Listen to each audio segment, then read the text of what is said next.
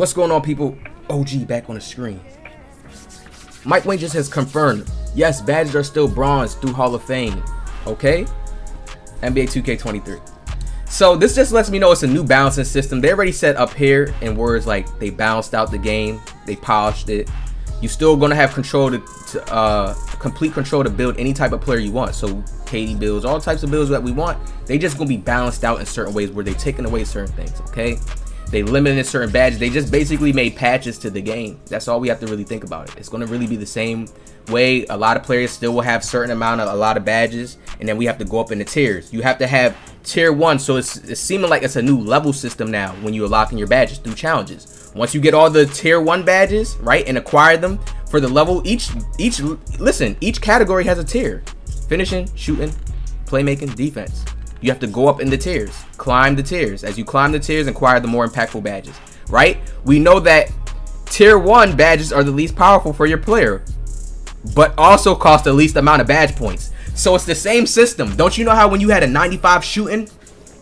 Think about it, y'all. Don't you know how, matter of fact, don't you know how when you had a 90 over a 90 perimeter, then you start getting clamps on Hall of Fame, a 95 still, then you start getting interceptor Hall of Fame. Then the same system, right? That same system. We're going to see that same system going up. It's going to let us know what we can get. We're going to see it. Okay, the challenge is okay. Boom. Then we have to go to 2K's new system where we're doing these new challenges to unlock them, right? Unlock all the badges on tier 1, right? Right? Get enough experience badge points so we can start using our badge points, right? We're going to be using our badge points the same way. Okay, we're going to unlock this badge on tier 1. Boom. Catch and shoot, tier 1. Let's say if catch and shoot's a tier 1 badge. We got catch and shoot now. You see what I'm saying? Then in order to get other badges, they're going to have challenges probably correlated with the badges together. So we're going to have to put badges together where it says it right here, right? Where is it at? The basic idea is that you'll need to equip a certain number of badges in the lower tiers before you can equip badges in the highest. See, that's not even listen to what they're saying, the basic idea. So they're not even telling us the full concrete thing right here, saying the basic ideas that you need, but they're letting us know, okay, we need to equip a certain number of lower tier badges, and they still have a number and a cap out system on that. Okay, if you have all these lower tier badges, boom, you can go to this badge on tier 2 now. You should be able to do this challenge to reach tier 2 now. Boom, then you should be able to do this challenge to reach tier 3 now, depending on your stats and how it correlates. So it's kind of like a leveling out system to balance people out. You see how they got 8 in tier 1 for each category. So each category, there's going to be tier 1 badges that cost least points that you can use, right? Boom, boom, boom. Okay, you got a bunch of tier 1 badges in finishing. All right, let me put this together, put that together, put that together, put that together. Boom, tier 2 unlocks. Now you can unlock the tier 2 badges, which may be slithery, which it could be any, whatever 2K chooses. See, that's the tricky part, whatever 2K chooses, because it's 4 of them. Once you put together, I have to do a little cut in here because I said 8 of the badges. Not 8 of the badges. It's just going to be a certain combination. It could be 4 of the badges, tier 1, to go to a tier 2 spot now. A certain combination. It could be 2 of the tier 1 badges to go up to a tier 2 spot to start using. You know how, you see how I'm putting it out there now? It's a certain combination that they made, that they said, this is what we think is fair to reach to this spot, this tier. Remember, they have their own attributes and stats correlated in place. 90, you see how now you need 96 to use Curry shot, like an attribute. You know, it's certain attributes you need now. You see what I'm saying? So think about it. You see how they breaking it down, and they cost points. So it's a pick and choose. You're not gonna be able to choose everything. So you're gonna have to sacrifice and go back down to a certain tier. You see what I'm saying? Sometimes it's listen, cost goes up as you climb tiers and acquire more impactful badges. So climbing tiers already is a level system. So once you acquire a certain amount of badges on tier 1 and do the challenges, it's a level system. You go to tier 2. It's a level system, so you can see it. So sometimes I could say for some builds you may not even make it to tier 3. For certain things in certain attribute categories. Not saying in all, it depends on how your build is made. When you think about it, it depends literally how your build is made. So the new tier system to me seems like some balancing, because you still can go to Gold Hall of Fame. In gold, yeah, bronze, silver, gold Hall of Fame, which costs badge points. So why do y'all think they added this new core thing?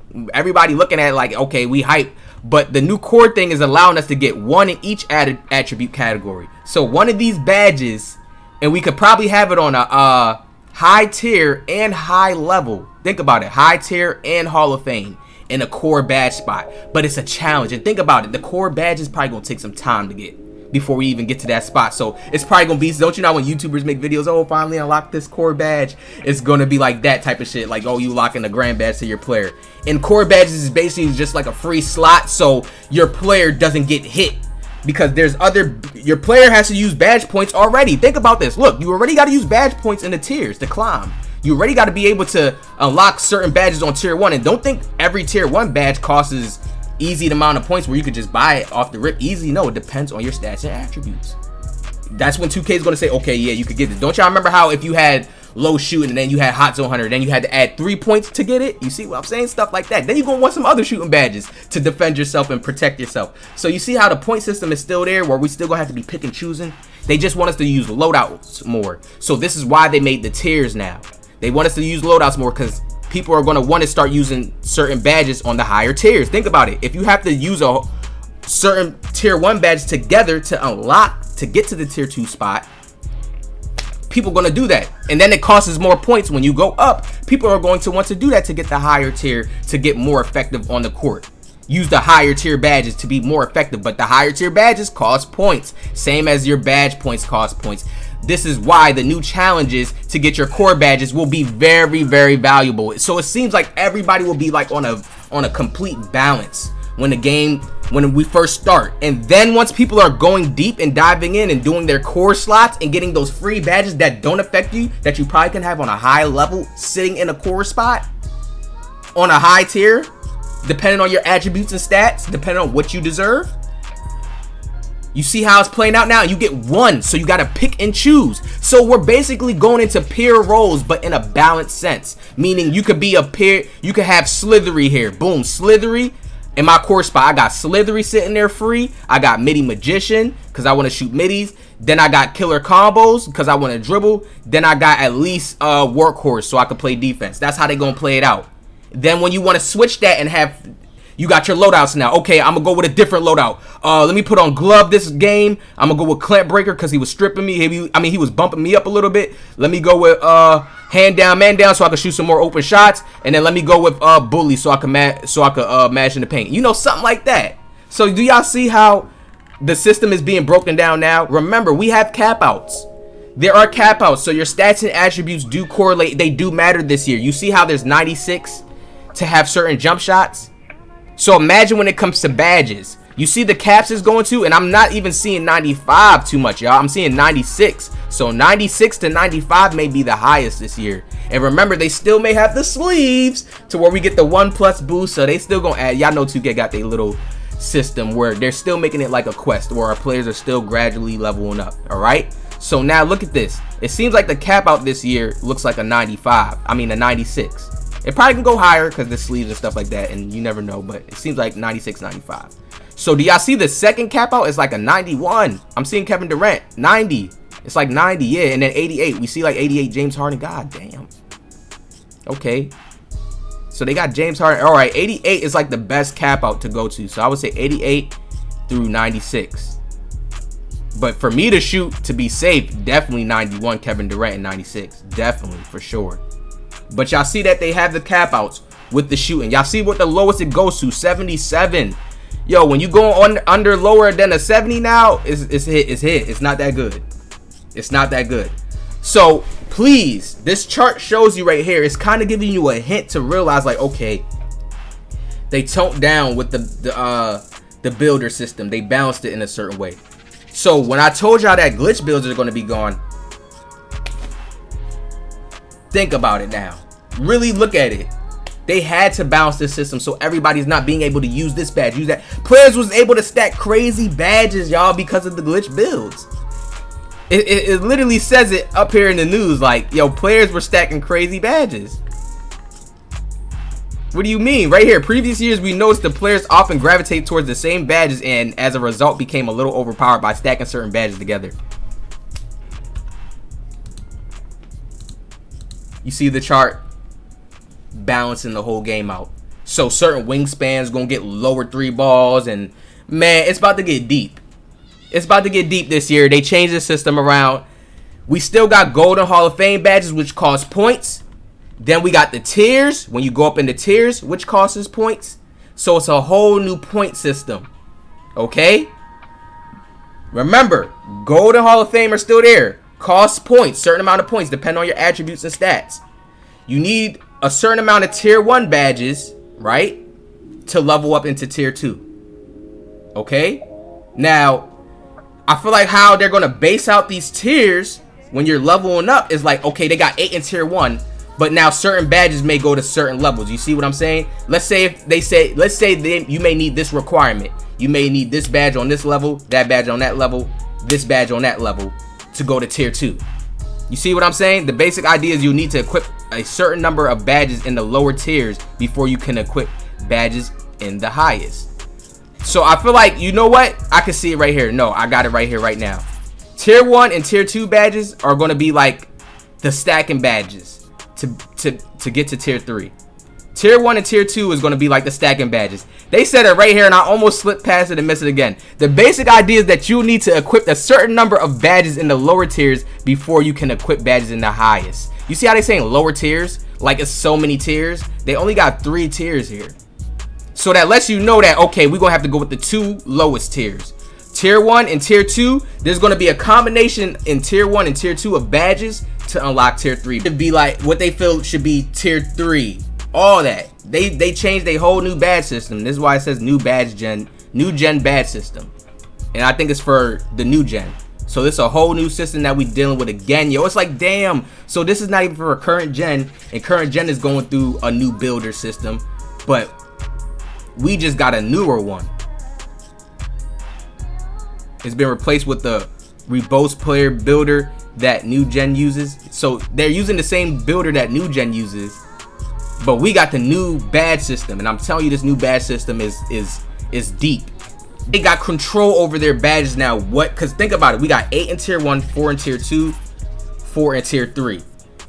So they can have certain badges like Limitless Range Hall of Fame tier 3. See what I'm saying? They can have that badge, Limitless Range Hall of Fame. How do we unlock these badges? Through challenges. We unlock these badges on the tier 1 spot through challenges.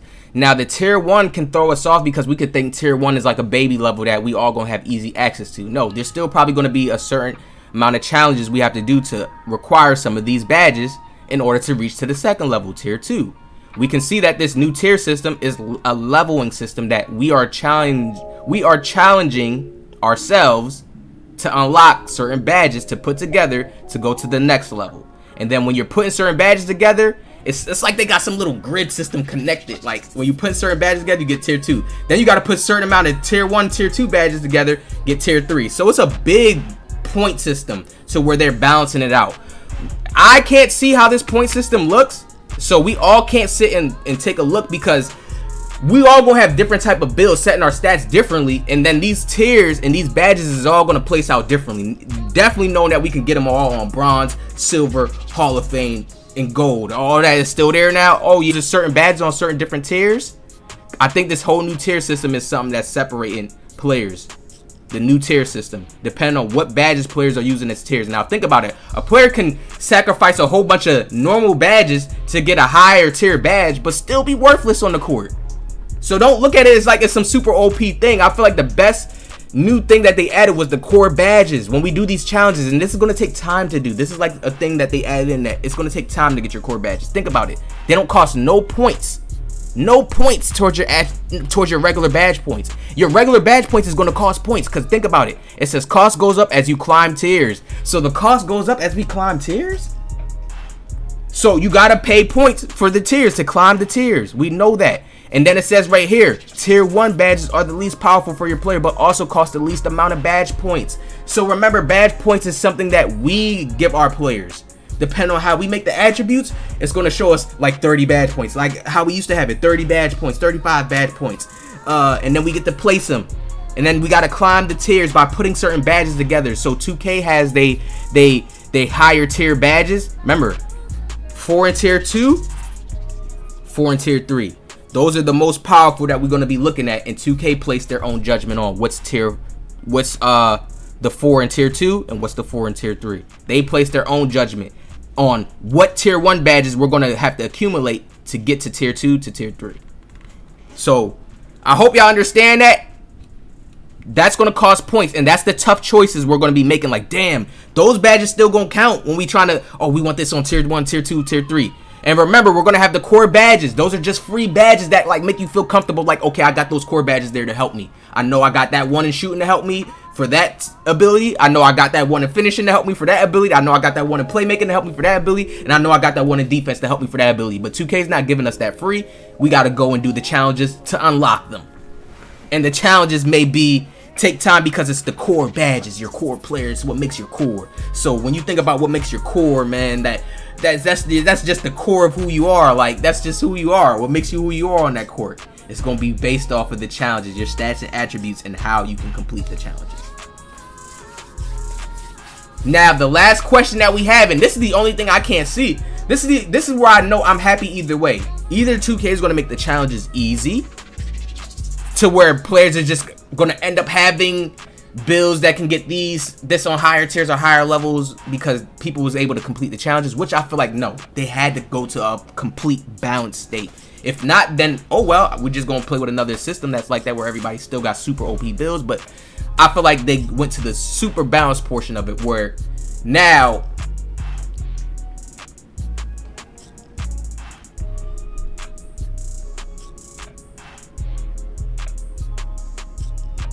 I feel like they went to the super balance point to now where somebody who played NBA Live told me that some of the challenges were super hard if you ain't have the right attribute requirements. And I hope they went into that direction and made it to where it's like, if a person can unlock it, then it shows he deserves it in a way. You know what I mean? But if he can't, then it's like, okay, no, you can't do this challenge. You don't deserve to unlock that. You see what I'm saying? You don't have the right attributes and stats. Make a new build so you can do that challenge. And that's a new way to kind of keep people in. They got to make a new build because the challenge is going to be too hard. Man, I got to go make a shooter now. You see what I'm saying? So I just see it in a whole bunch of loop-de-loop ways. But we know that Gold Hall of Fame is here now. It's a whole new point system. It's a bigger, even bigger point system. And there's combinations. Don't y'all know how we used to Remember, don't y'all know how we used to stack badges, and then once you stack badges, you get good combinations to do certain type of plays in game. They going so much more realistic, man. Y'all gonna have to stack certain shooting badges to unlock certain higher tier shooting badges. I see how they doing this point system now. It's really balancing out the game. It's gonna matter what type of player you make. You're not gonna be able to try to have everything like last year, like how everybody was trying to do it in a certain way. It's gonna be balanced to a certain way. This is why I feel like they made finishing easier, because at least players still gonna be able to drive, get through, do a regular layup if they get nice and clean through right by you. But I still feel like I still see a lot of balancing coming to the game, man. Y'all let me know what y'all think in the comment section below. I got a lot of uploads coming, a lot of deep detail. I just had to drop this quick one to talk about how Mike Wang has confirmed bronze, silver, gold Hall of Fame badges has returned to NBA 2K23. Hit that like button, subscribe.